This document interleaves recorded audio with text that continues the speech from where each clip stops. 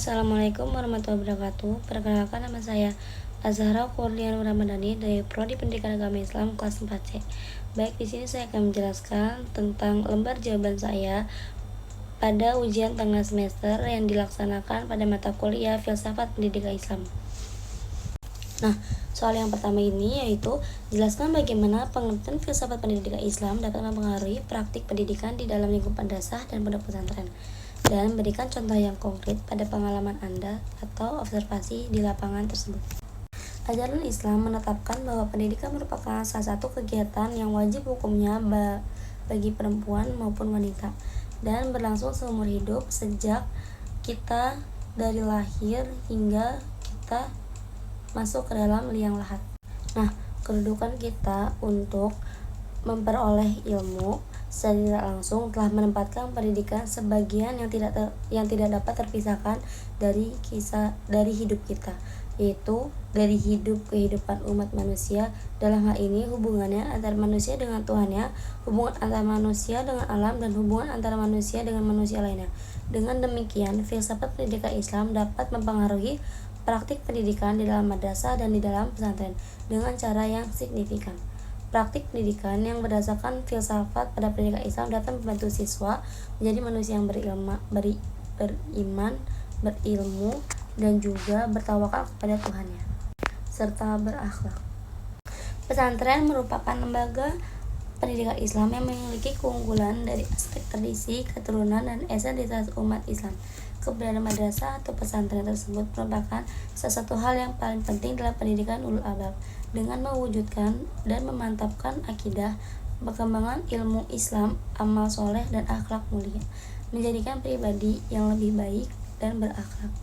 Pada pesantren muncul sebuah institusi yang memiliki berbagai kelengkapan fasilitas untuk membangun potensi-potensi seseorang menjadi santri, tidak harus dalam segi akhlak, nilai, dan intelektual, tapi santri tersebut memiliki ciri khas yang tersendiri, maupun itu di dalam atribut atau material. Melalui kajian kitab kuning atau kitab klasik yang berbahasa Arab, kitab-kitab yang lainnya, pesantren juga mengadopsi sistem klasikal atau klasikal formal. Pesantren juga mengadopsi sistem klasikal formal seperti yang terdapat pada madrasah atau sekolah umum, tetapi dengan mempertahankan keaslian material kurikulum yang sudah ada. Pesantren juga mengadopsi sistem sekolah sekaligus kurikulum yang tertera dalam pendidikan. Nah, menurut saya, dalam pengalaman saya melakukan observasi atau sepandang saya tentang madrasah dan pesantren, sebenarnya tuh madrasah tuh nggak jauh beda sama pesantren ya.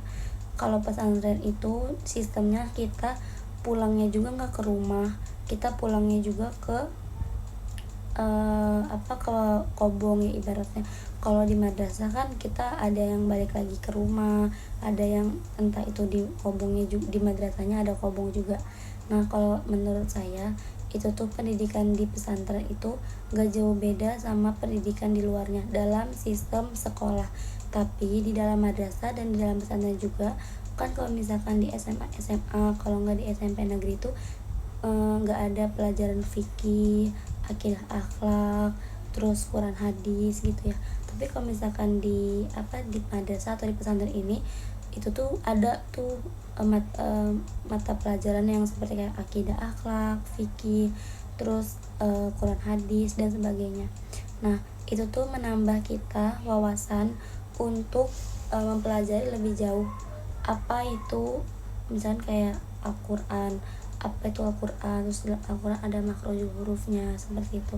Itu juga memudahkan kita untuk para santri yang ibaratnya kita dari awam masuk ke pondok pesantren, habis itu kita baru tuh mengetahui yang kayak gitu. Karena saya sebelumnya juga dari awam, habis itu langsung masuk pondok pesantren dan saya tidak mengetahui apa itu makhrajul huruf gitu-gitu ya. Terus jadi dari situ saya tahu apa kalau di pesantren juga ada namanya ngaji kitab fikih kayak gitu. Jadi tuh saya tahu gimana cara sholat yang benar, gimana cara berpakaian yang benar, seperti itu.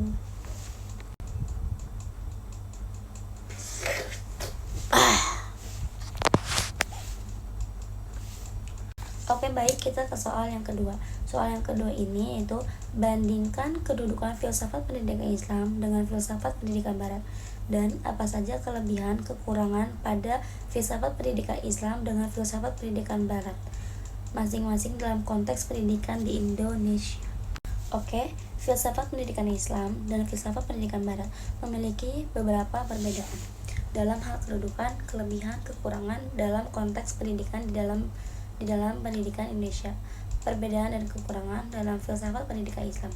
Filsafat pendidikan Islam memiliki kedudukan yang sangat penting dalam pendidikan di Indonesia karena Islam adalah agama mayoritas di Indonesia. Filsafat pendidikan Islam berdasarkan pada ajaran dan berorientasi pada pembentukan manusia yang berilmu, beriman, dan berakhlak. Nah, filsafat pendidikan Barat. Filsafat pendidikan Barat memiliki kedudukan yang sama pentingnya dalam pendidikan Indonesia karena banyak sekolah dan universitas di Indonesia yang menggunakan kurikulum dan metode pendidikan Barat. Filsafat pendidikan Barat berdasarkan pada pemikiran filsuf-filsuf seperti Plato, Aristoteles, dan John Dewey.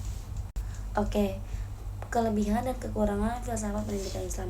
Kelebihannya yaitu filsafat pendidikan Islam memiliki kelebihan seperti berdasarkan pada ajaran Islam dan memiliki norma-norma yang sesuai dalam ajaran agama Islam, berorientasi dalam pembentukan manusia yang berilmu, dan berakhlak, mengajarkan manusia rasa tanggung jawab dan kesadaran akan pentingnya berkontribusi pada masyarakat.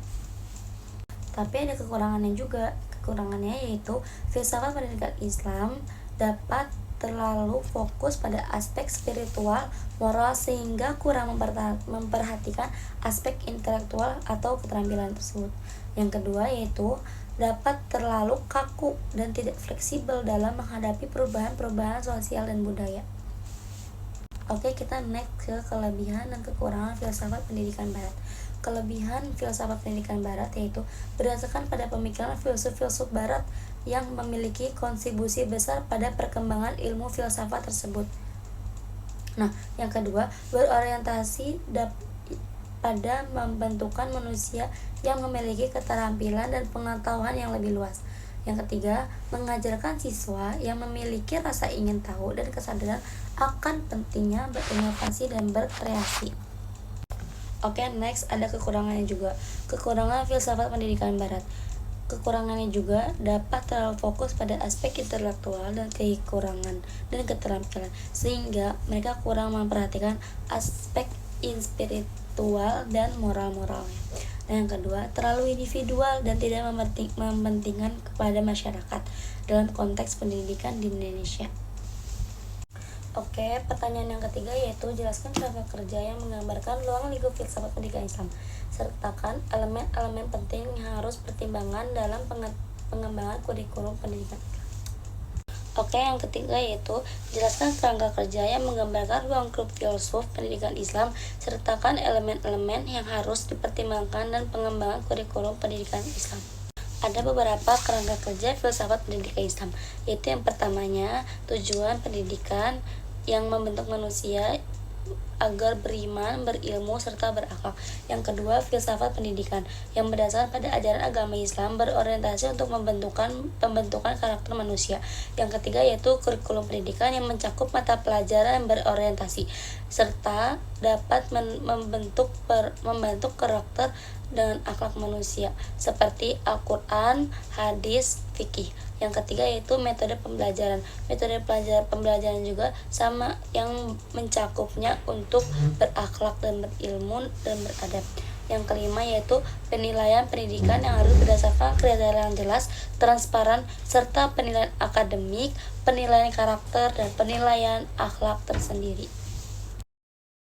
Nah, ada juga elemen-elemen penting dalam pengembangan kurikulum pendidikan agama Islam, yaitu yang pertama Al-Quran dan hadis, yang kedua fikih dan akhlak, yang ketiga ilmu pengetahuan serta teknologi, yang keempat bahasa Arab, yang kelima karakter.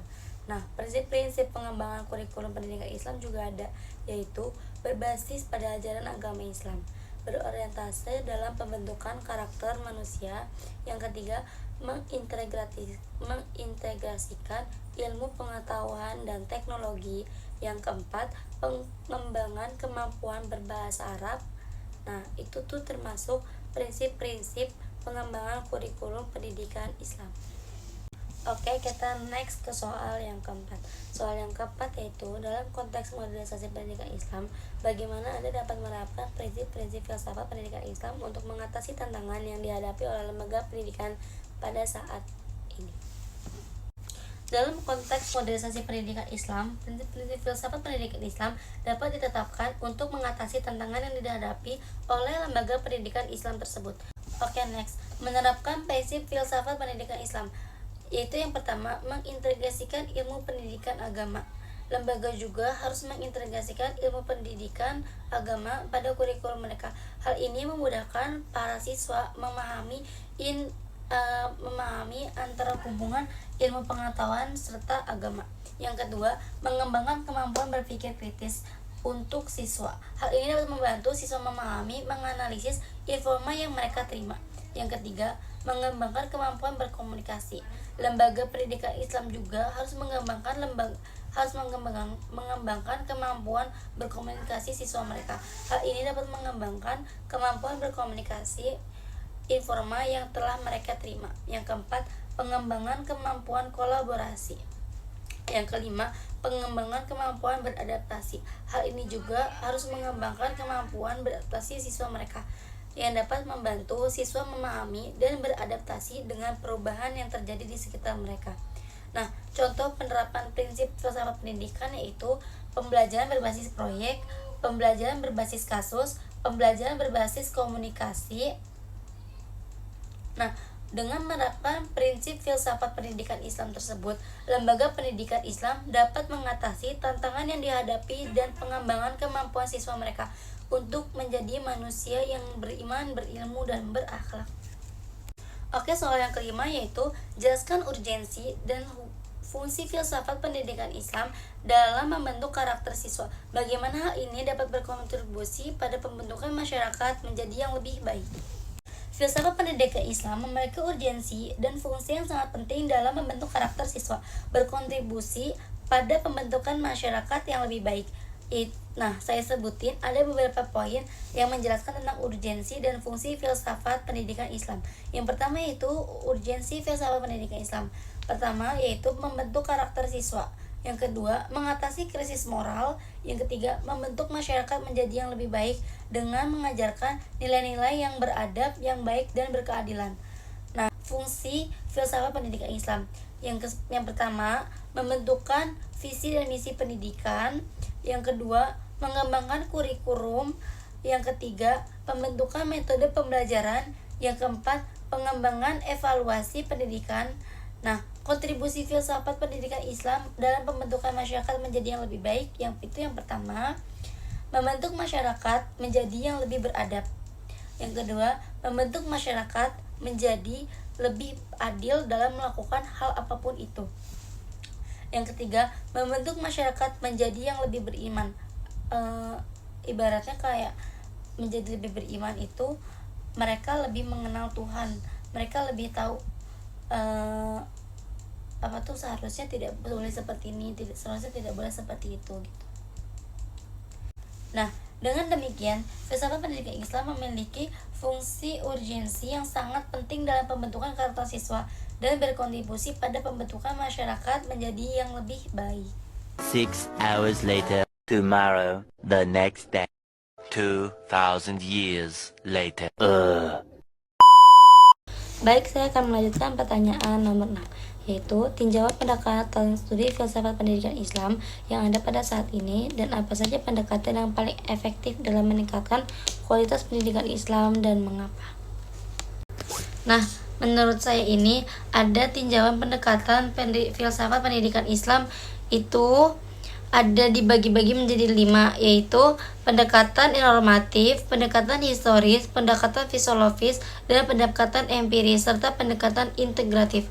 Nah, yang paling efektif menurut saya yaitu pendekatan integratif dan pendekatan filosofis. Nah, mengapa sih menurut saya ini pendekatan filosofis dan integratif yang paling efektif? Karena yang saya nilai yang pertama itu mengintegrasikan nilai-nilai Islam dan pengetahuan modern. Pendekatan integratif dapat meningkatkan nilai-nilai Islam, pengetahuan dari budaya modern, serta meningkatkan kualitas pendidikan agama Islam. Yang kedua yaitu membantu memahami konsep filsafat pendidikan Islam. Pendekatan filosofis akan membantu memahami konsep filsafat pendidikan Islam dan dapat meningkatkan kualitas pendidikan Islam tersebut. Yang ketiga yaitu meningkatkan kualitas pendidikan Islam. Nah, contoh pendekatan integratif dan filosofis menurut saya yaitu pengembangan kurikulum pendidikan Islam. Yang kedua, pengembangan metode pembelajaran. Yang ketiga, pengembangan evaluasi pendidikan. Oke, kita lanjut ke soal yang nomor 7, yaitu jelaskan rancangan program pendidikan yang akan Anda buat yang mengintegrasikan hakikat manusia dan hakikat pendidikan dalam konteks pendidikan Islam. Apa saja komponen utama yang harus ada di dalam program tersebut? Oke, dari jawaban nomor 7 ini saya akan mengambil tentang program PHBI, yaitu peringatan Hari Besar Islam. Nah, peringatan Hari Besar Islam juga ini tuh merupakan program yang mengintegrasikan hakikat manusia dengan pendidikan dalam konteks mengembangkan potensi manusia secara maksimal. Nah, ini juga kalau PHBI juga kan banyak banyak sumber daya manusianya juga gitu. Terus juga komponen utamanya juga banyak di dalam PHBI juga tersebut, yaitu pendidikan tauhid, pendidikan ibadah, etika dan akhlak, pendidikan memanage kehidupan, dan pengembangan potensi manusia secara maksimal. Nah, contoh PHBI tersebut yaitu peringatan Isra Mi'raj, peringatan Nuzulul Quran, takbiratul ihram. Nah, takbir pada malam Idul Fitri, kalau enggak malam Idul Adha, peringatan 1 Muharram, peringatan Maulid Nabi, Hari Santri Nasional, penyembelihan hewan kurban pada saat Idul Adha.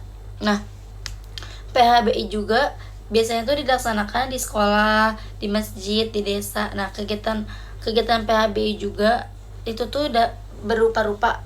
Ya contohnya aja kayak ceramah keagamaan. Nah, dalam ceramah keagamaan juga kan ada sesi tanya jawab. Kalau enggak ada juga tentang lomba-lomba di tahfiz Quran kayak gitu. Terus habis itu bisa memotivasi para pemuda-pemuda muslim untuk mengikuti acara PHBI tersebut. Nah, tujuannya juga yaitu memupuk rasa empati. Jadi tuh nggak ibaratnya kayak kita tuh tetap open recruitment buat orang-orang yang mau ikutan ke dalam acara PHBI tersebut. Meningkatkan ketakwaan kepada Allah, kayak mendengarkan ceramah, terus habis itu takbiratul ihram juga. Kayak pas waktu malam menjelang lebaran gitu kan, mempererat silaturahmi antara sesama. Kayak misalkan saya nggak tahu Anda, jadinya nanti kalau misalnya di acara PHB tersebut jadinya juga tahu gitu. Memotivasi para pemuda muslim ya, dan terakhir juga sebagai ajang syiar dalam keagamaan. Nah, ini juga dapat meningkatkan kualitas kita dalam mengetahui apa tuh agama Islam. Terus habis itu juga meningkatkan sosial kita. Jadi kayak misalkan yang kita saling tidak kenal satu sama lain, terus habis itu jadi kenal gitu. Oke, cukup sekian jawaban dari saya pada mata kuliah Filsafat Pendidikan Islam. Terima kasih kepada dosen pengampu yaitu Dr. Iqbal Amar Muzaki, MPD. Wassalamualaikum warahmatullahi wabarakatuh.